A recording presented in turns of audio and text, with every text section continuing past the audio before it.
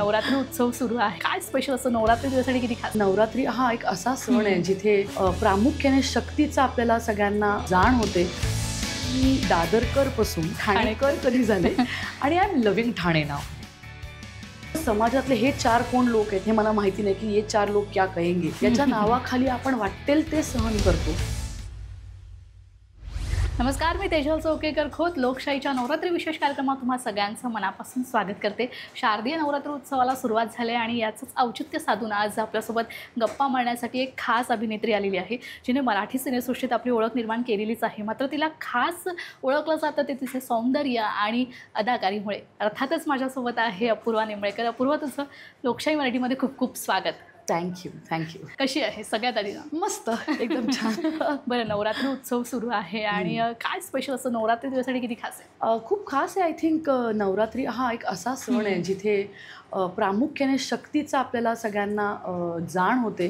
आणि मुळात जी आपली सगळी शक्तिपीठं आहेत त्या वेळेला तुम्ही त्या दर्शनाला जर तिथे जाल तर एक वेगळी ऊर्जा नक्कीच जाणवते.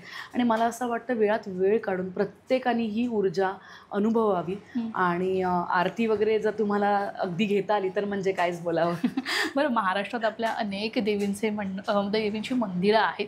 तू कोणकोणत्या मंदिराला जाऊन भेट दिलीस किंवा कुठे जाण्याची इच्छा आहे? सो मी आतापर्यंत अंबाबाई कोल्हापूरची माता आहे, तिथे मी बरेचदा जाते. आणि वैष्णोदेवीचं दर्शन केलेलं आहे खूप लहान असताना. आणि त्यावेळेला ते हेलिकॉप्टर वगैरे असा काही प्रकार नव्हता. सो आम्ही चढून गेलो होतो आणि अख्खी फॅमिली गेलो होतो. तर त्या आठवणी खूप अजूनही ताज्या आहेत. त्याच्या व्यतिरिक्त मी अजून बरेचसे मला बघायचे आहेत, पण मला ना नवरात्रीच्या काळात ते बघायचं आहे. कोल्हापुरात कात्यायनी आईचं मंदिर आहे. सो मी जेव्हा आराधना नावाची मालिका करत होते स्टार प्रवाहावर, त्यावेळेला आम्ही तिथे गेलो होतो आणि नवरात्रीचंच औचित्य साधून आम्हाला छान दर्शन मिळालं होतं. सो तसं काहीतरी करायची इच्छा आहे. वा, खूप छान. अपूर्वा, आत्ताच मी मगाशी ओळख करताना म्हणाले की तुझी अदा, सौंदर्य यामुळे सगळे तू म्हणजे चाहता वर्ग तुझ्याकडे येतोच. मात्र मला असं विचारायचं आहे, काय निखळ सौंदर्याचं तुझं रहस्य आहे? म्हणजे जेव्हा जेव्हा तुला मी भेटते ना तेव्हा तुझ्या सौंदर्यात प्लस प्लस प्लस होत जातं. काय नाही, खरंच सांगते, असं काहीही सिक्रेट नाही आहे. पण नक्कीच की तुला माहिती आहे की आमचं स्केड्यूल फार बिझी असतं आणि या सगळ्या हेक्टिक स्केड्यूलमधून झोप पूर्ण होत नाही. आणि त्यामुळे फार अजून स्वतःला त्रास न देता I stick to normal diet, जे एकदम स्ट्रिक्ट डाएट असतं. घरगुती जेवण, बेसिकली फ्रेश फ्रूट्स, मी पाणी खूप जास्त पिते आणि मी भाज्या छान खाते. बेसिकली मी बाहेरचं खाणं अवॉइड करते. त्याचं रिझन आहे की एकतर वेळ नसतो आणि दुसरी गोष्ट ती पचवण्याची ताकद नाही आहे खरं तर, कारण झोप तेवढी होत नाही. आणि तेलकट मी तसंही खात नाही कारण ते मला सूटच होत नाही. I think this can be the reason ज्याच्यामुळे असं असेल. परंतु मला असं वाटतं की या सगळ्यापेक्षा ना आतली जी माझी शांतता आहे, कदाचित तो पीस जो माझ्यात आहे तो रिफ्लेक्ट होत असेल. कारण मी फार स्वतःला त्रास करून घेत नाही, टॉक्सिक गोष्टीपासून मी लांब राहते. So may be that could be the reason की तुला सिंपल रुटीन आहे तुझं, असं म्हणायला हरकत नाही. म्हणजे उत्तम घरचं जेवा, छान राहा, फार त्रास करून घेऊ नका आणि मग ग्लो करा.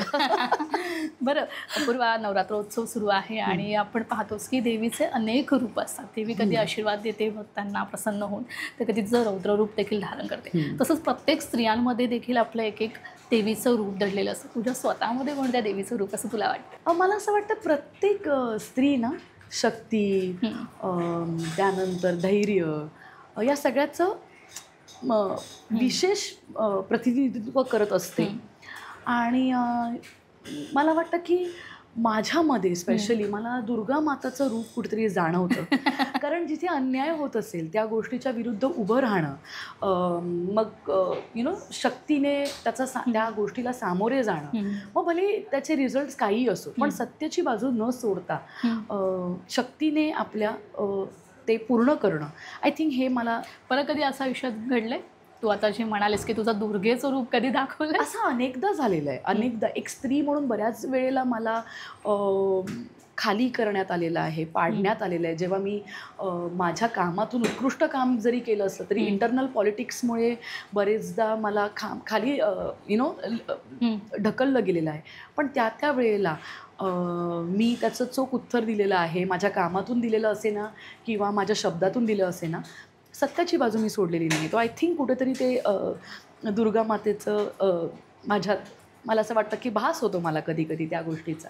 आणि शिवाय मला असं वाटतं की शांती असू दे किंवा आपण भरभराटी असू दे, या सगळ्या मला वाटतं की लक्ष्मी मातेकडनं जो मला असं वाटतं कुठली स्त्री ही एका देवीचं रूप नसून अनेक देवीचं समीकरण असेल असं मला वाटतं.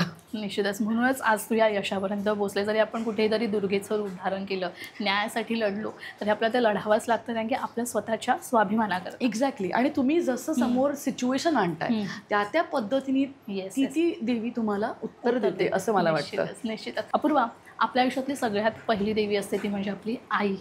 आपण चुकलो तर आपल्याला मार्ग दाखवायला कायम ती खंबीरपणे उभी असते.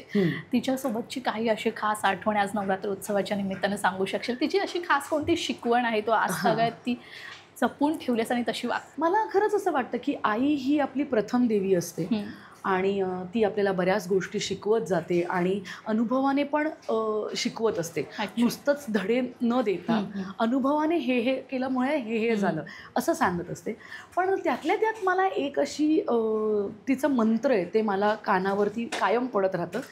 ती नेहमी म्हणते की अपूर्वा, जिंकणं हे महत्त्वाचं नाही आहे, जिंकण्यापेक्षाही तू करेक्ट मार्गावर आहेस ना, सत्याच्या मार्गावर आहेस ना, हे जास्त महत्त्वाचं आहे. कारण इन द लाँग रन ते तुला महत्त्वाचं राहील. आज तू जिंकशील, ती ट्रॉफी तुझ्या घरी येईल, त्या तत्सम तो अवॉर्ड तुझ्या घरी येईल, पण तो मार्ग करेक्ट होता का हे तुला आयुष्यभर खायला नको. त्यामुळे तू उत्तम मार्गावरती चालत राहा, मग भलेही तुझी हार झाली तरी चालेल. So I think this has help me a lot. पण ही परिस्थिती कधी अशी जाणवली होती असं म्हणजे आता तू म्हणालीस की आई अशी म्हणाली होती, अशी कधी अशा सिच्युएशनमध्ये अडकली होतीस त्यावेळेस तुला आठवले की मला आईने हा मंत्र दिला आहे आणि ह्या मंत्रानेच मला पुढे जायचं आहे? असं बरेचदा मला वाटलं. इनफॅक्ट मी जेव्हा बिग बॉसच्या घरात होते तेव्हा माझ्याबरोबर जे इतर कंटेस्टंट्स होते ते होस्टच्या मतांवरती मॅनिप्युलेट होऊन त्या सिच्युएशनला आपण गुढी इमेज करून राहू असे म्हणून बरेच जात होते. आय थिंक त्यावेळेला माझ्या मार्गावर चालणारी ही अशी मी एकटीच होती. त्यामुळे बरेचदा मला लोकांकडनं हेट्रेड आलं, माझ्याविषयी बोललं गेलं, मी चिडकी आहे असं म्हटलं गेलं. परंतु मी स्वतःच्याच मार्गावर मला जे वाटतं ते करण्यासाठी त्या खेळात एक कंटेस्टंट म्हणून होते. आणि आय थिंक त्या वेळेला माझ्या आईची ही जी शिकवण आहे त्यांनी खूप हेल्प केलेलं आहे की नो मॅटर वॉट, तुला जे वाटतं ते कर आणि तू तुझा योग्य मार्ग पकड.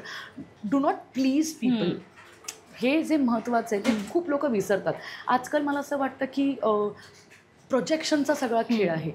क्या बिक रहा है किंवा काय आवडतं आहे लोकांना त्या पद्धतीने उत्तरं देणं, एखाद्या इंटरव्ह्यूमध्ये पण असू दे किंवा त्यांच्या एरवी त्यांच्या रील्समध्ये. सो तत्त्वज्ञानाचे रील्स आजकाल फार फिरू लागले.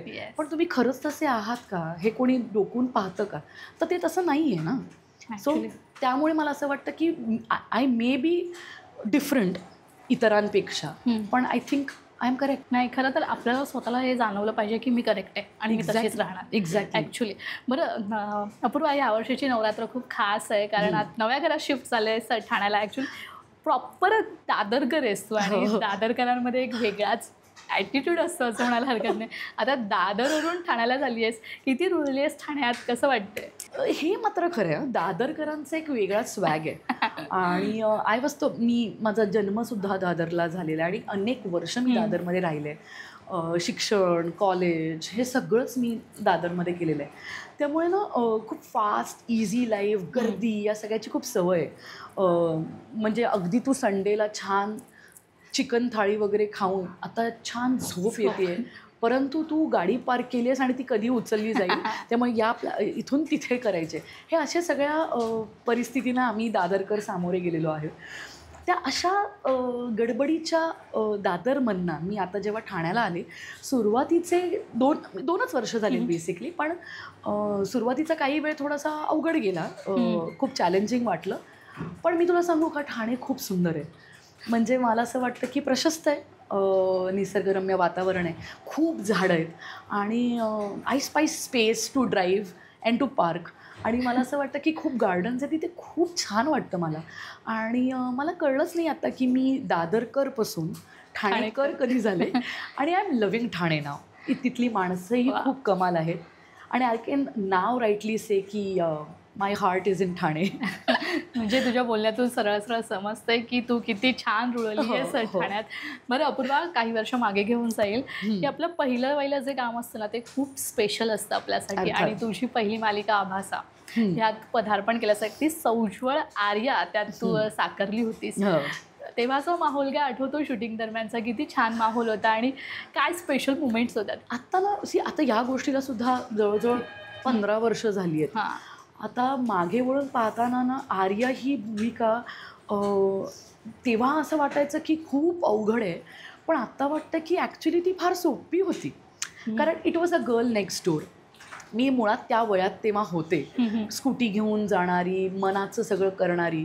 आणि मुळात ना मला असं वाटतं की माझं नशीब खूप छान होतं त्यावेळेला. कारण विद्याधर पाठारे नावाचे आमचे प्रोड्युसर होते आयरिस प्रोडक्शनचे.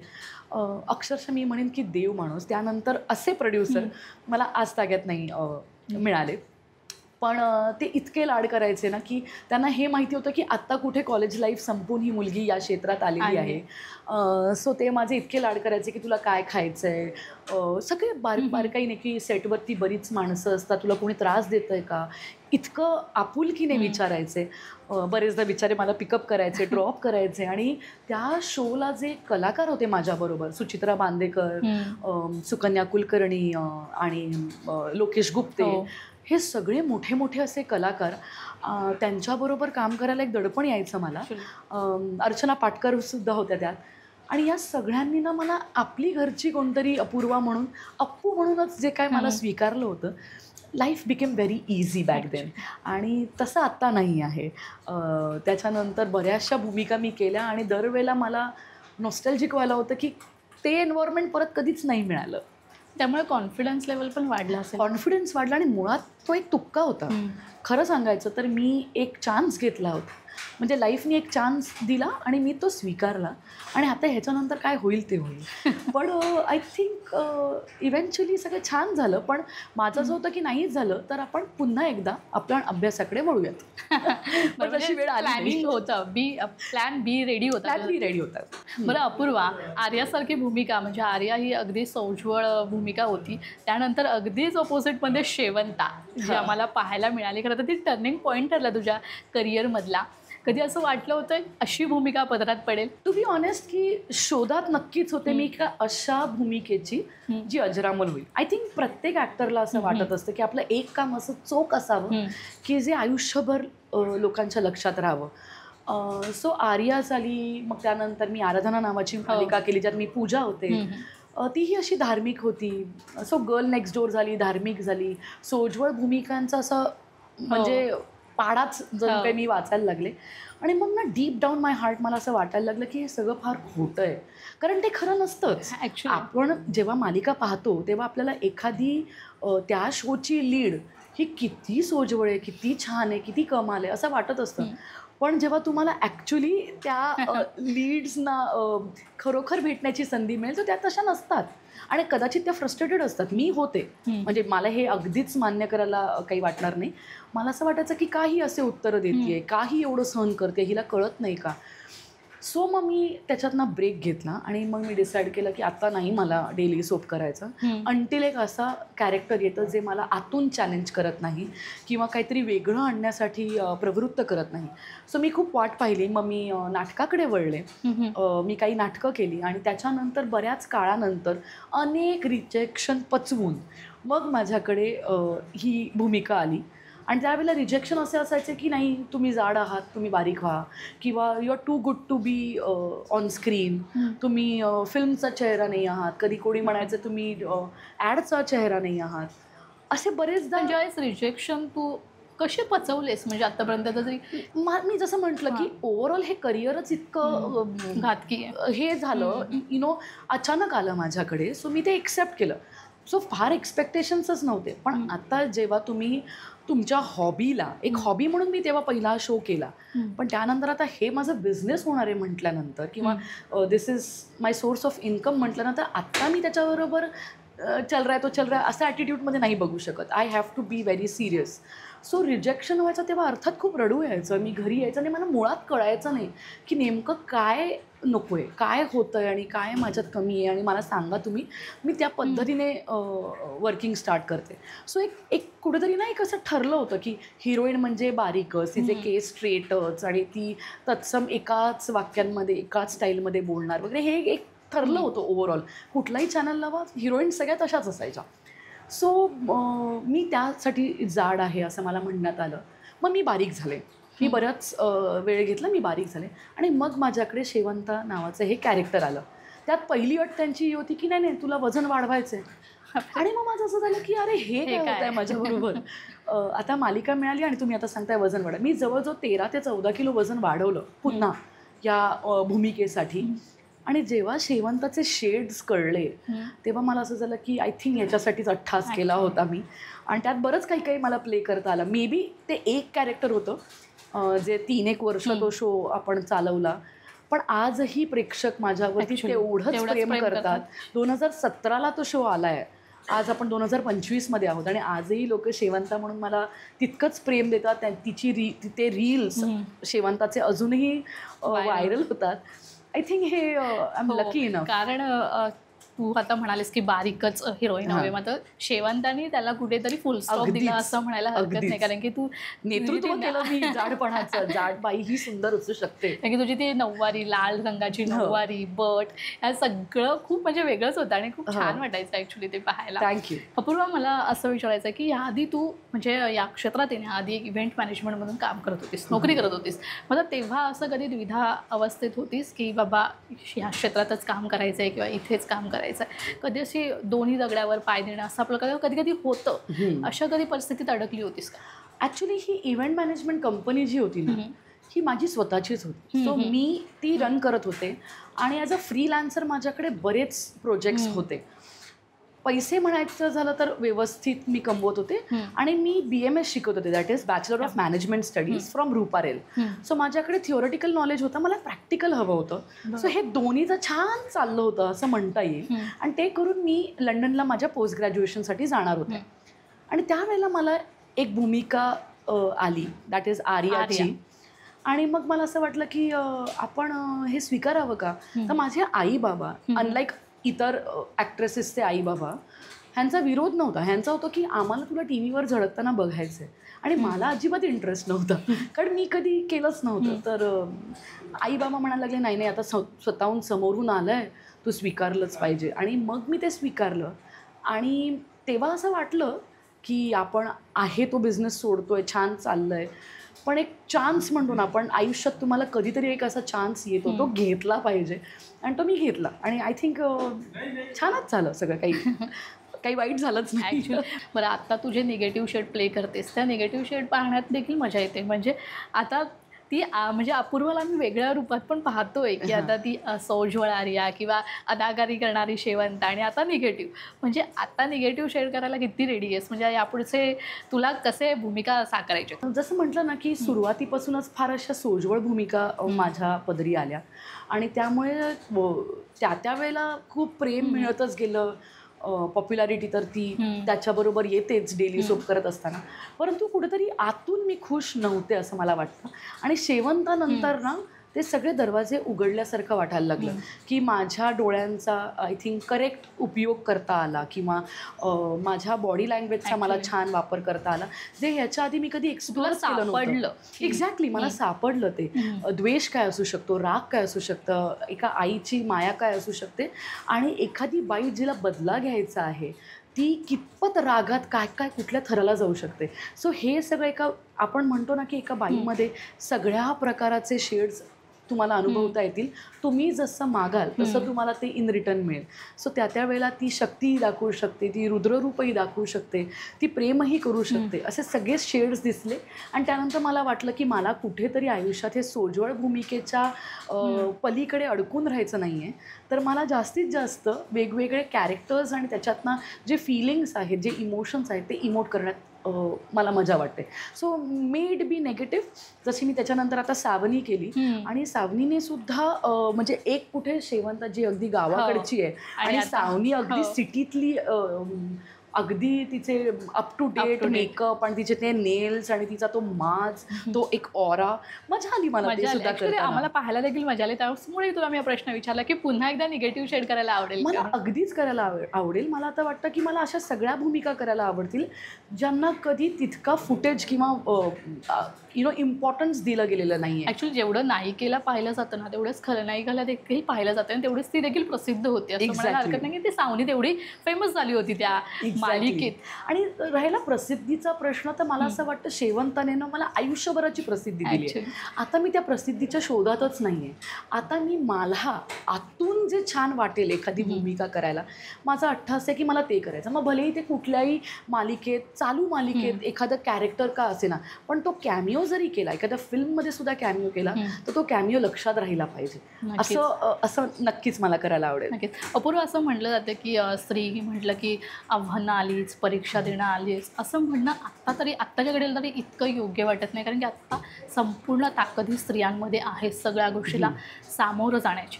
तुझ्या आयुष्यात असा कोणता काळ, असा कठीण प्रसंग आला होता तो तारून तू पुढे गेलेस, असं कुठली गोष्ट आहे ज्यात नवरात्रीनिमित्त शेअर करू शकतेस? बापरे, आता मला आठवलं तरी अंगावर काटा येतो. पण माझ्या खाजगी आयुष्यात मी इतके उतार पाहिले आहेत आणि अशा टप्प्याटप्प्यावरती की एकातनं सावरत नाही तर दुसऱ्यातनं सावरत नाही तर तिसरं. आणि हे सगळं पर्सनल लॉसेस बघितल्यानंतर जेव्हा एखादी आय थिंक व्यक्ती खचली असती त्यावेळेला न खचता तेवढ्याच ताकदीने उभं राहून मी स्वतःला समजूत घातली की it's okay, it's not okay but it's okay. मी ह्याच्यात काही बदल नाही करू शकत. हे देवाने जे ठरवलं त्या पद्धतीने ते घडत गेलेलं आहे. माझ्यात आता काय करण्याची ताकद आहे तर त्याला सामोरे जाणं आहे. सो त्या वेळेला मी तशा पद्धतीने सामोरे गेले आहे. भरपूर वेळ आईबरोबर घालवला आहे. मग मी जग फिरले आहे आईबरोबर. आणि ते सगळं करत असताना मला स्वतःला हील करण्याची मी एक पद्धत शोधली आहे. दॅट इज की शांत राहणे, मेडिटेट करणे, आईबरोबर जग फिरणे. आणि मला असं वाटतं जे काही घडून गेलं त्या सगळ्यावरती मी मात करायची माझ्या पद्धतीने एक मार्ग शोधून काढलेला आहे. आणि त्याला कोणीच नाही चुकलं आहे. आय थिंक प्रत्येकाच्या आयुष्यात प्रॉब्लेम आहे. फक्त काय वाटतं प्रत्येकाला माझं दुःख मोठं आहे, तर तसं नसतं. सगळेच जण दुःखातनं जात असतात. फक्त तुम्ही त्या दुःखाला कशा पद्धतीने हाताळता ॲक्च्युली ते. कारण आपण जेव्हा समोरच्याचं दुःख पाहतो तेव्हा आपल्याला असं वाटतं की ह्याच्या पुढे आपलं दुःख काहीच नाही. एक्झॅक्टली असं देखील होऊन जातं. पण आत्ताच्या घडीला ना अपूर्वा, स्त्रियांनी म्हणजे प्रत्येक मुलीने स्वतः फायनान्शियली किती इंडिपेंडन्स होणं गरजेचं असं तुला वाटतं? इम्पॉर्टंट आहे. मला वाटतं 2 गोष्टी सगळ्यात महत्त्वाच्या आहेत. प्रत्येक स्त्रीनी एज्युकेट होणं, सुशिक्षित असणं खूप महत्त्वाचं आहे. आणि त्यानंतर फिनॅन्शियली इंडिपेंडंट असणं. कारण मग नाहीतर हे हुंडाबळीसारखे किस्से आपण आत्तापर्यंत ऐकतो. अत्यंत श्रीमंत घरातल्या मुलीसुद्धा प्रेमापोटी आणि या सगळ्या गोष्टींसाठी कुठल्या थराला सहन करतात. काहीच गरज नाही आहे खरं तर. पण फक्त समाजातले हे 4 कोण लोक आहेत हे मला माहिती नाही की हे 4 लोक क्या कहेंगे याच्या नावाखाली आपण वाटेल ते सहन करतो. तुमची डिग्निटी, तुमची ताकद, तुमचं कर्तृत्व हे सगळं विसरून तुम्ही फक्त ती 4 लोक काय म्हणतील म्हणून तुम्ही एक रिस्क घेत नाही. पण मला वाटतं की प्रत्येक स्त्रीने मुळात सुशिक्षित असावं आणि फिनॅन्शियली इंडिपेंडंट असावं, तर ते या पुढे होणाऱ्या कुठल्याच प्रॉब्लेमला सामोरे जाऊ शकतात. ते ताकदीने उभं राहू शकतात. आणि त्याशिवाय हे शक्य नाही आहे. तुम्ही ज्या क्षणी कुणावरती डिपेंडंट झालात त्यानंतर तुम्हाला फक्त सहनच करायचं. अपूर्व, आपलं हे नेहमीचं धावपळीचं जीवन असतं. आपलं दैनंदिन जीवन खूप रुटीन फास्ट असतं. कधी उठतोय, कधी बसतोय, कधी जातोय हे आपल्याला खरंच कळत नाही. मग तो तू स्वतःला मेंटल पीस देण्यासाठी काय करतेस? आध्यात्मिक आहेस? कोणत्या देवावर विश्वास आहे? ऑफकोर्स मी खूप आध्यात्मिक आहे. माझा देवावरती पूर्ण विश्वास आहे. भलेही गोष्टी माझ्या मनासारख्या घडल्या नसतील पण माझा देवावर राग नाही. इनफॅक्ट मला असं वाटतं की ते प्रारब्ध आहे, जे घडणार आहे ते त्याने लिहून पाठवलेलं आहे. त्या पद्धतीने आपण फक्त जगत राहणं हे जास्त महत्त्वाचं आहे. सो मेंटल पीससाठी या सगळ्याचा जो त्रास होतो आहे तो कुठेतरी आहेच डेफिनेटली. मग मी कुठेतरी कामात स्वतःला झोकून घेते, भरपूर काम करते. आणि त्यातनंही जर मला असं वाटलं की I am not finding peace, तर मी आत्ता एक नवीन मार्ग शोधला, दॅट इज मेडिटेशन. मी अलीकडेच आता इगतपुरीला गेले होते मेडिटेशन करायला. 11 दिवस कुणाशीही न बोलता मी 11 दिवसाचा तो मेडिटेशन कोर्स करून आले आणि इतकं छान वाटलेलं आहे मला की कोणाशीही बोलायचं नाही, कुठलीही हालचाल नाही, एकाच ठिकाणी बसून 13 तास, जिथे मी शूटिंग करते मी 13 तास एकाच ठिकाणी बसून मेडिटेट केलेलं आहे, जे किती अवघड आहे. आय थिंक विपश्यना केल्यानंतर ना मला माझ्यातली एक वेगळी अपूर्वा जाणवली आहे. सो मी ते करते. मी खूप झाडं लावली आहेत. बिंग अ न्यू ठाणेकर ठाण्याला शोभेल असं मी खूप झाडं लावली आहेत आणि मी झाडांशी बोलते. आणि त्याच्याही पलीकडे एक छान मला प्रेक्षकांनाही सांगायचं आहे की रादर दॅन कोणावरती अवलंबून राहणं की ती मैत्रीण केव्हा येणार, मग आपण आपल्याला काय वाटतंय हे सांगणार, त्याच्यापेक्षा ना मी एक छान मार्ग काढला, दॅट इज जर्नलिंग. मी सरळ मला जे वाईट, चांगलं, आनंदीवालं एनी फिलिंग ज्याच्यातनं मी जाते, मी सरळ लिहून काढते. मग त्यासाठी ना मला कोणावर अवलंबून राहायला लागत नाही, कोणाच्या अवेलेबिलिटीसाठी. आणि जर्नलिंग करून, मेडिटेट करून, झाडं लावून, I think that is the way मी माझं मेंटल पीस पुन्हा एकदा कमवलं आहे. वा, म्हणजे अपूर्वा तुझ्याशी बोलताना कळलं आहे की तू किती इंडिपेंडेंट आहेस, किती स्वतंत्र जगतीयस तुझं सगळं हे लाईफ. मात्र तरीही मला प्रश्न विचारायला असं वाटेल की आपण आयुष्यात ना सगळ्या गोष्टीला सेकंड चान्स देत असतो, नक्कीच, नेहमीच देत असतो. मला असं पर्सनली असं विचारायचं आहे की लाईफ पार्टनरच्या बाबतीत तुला कधी सेकंड चान्स द्यावासा वाटत नाही का, किंवा देणार आहेस का? ऑफकोर्स मला असं वाटतं की मला द्यायचा आहे हा सेकंड चान्स लाईफला. I think everybody deserves happiness. आणि मला वाटतं काही गोष्टी काही कारणास्तव वर्कआउट नसतील झाल्या, काही अपूर्ण राहिल्या असतील, पण मला वाटतं की कोणाबरोबर तुम्ही तुमचं आयुष्य घालवताय हेही महत्त्वाचं आहे. सो आत्ता जेव्हा की it is going to be a second chance, तर मला वाटतं की एक योग्य जोडीदार असणं खूप महत्त्वाचं आहे, जिथे आय थिंक अनकंडिशनल प्रेम असावं, सगळ्यात महत्त्वाची मैत्री असावी आणि प्रेम असावं, रिस्पेक्ट हे खूप महत्त्वाचं आहे, हे असावं.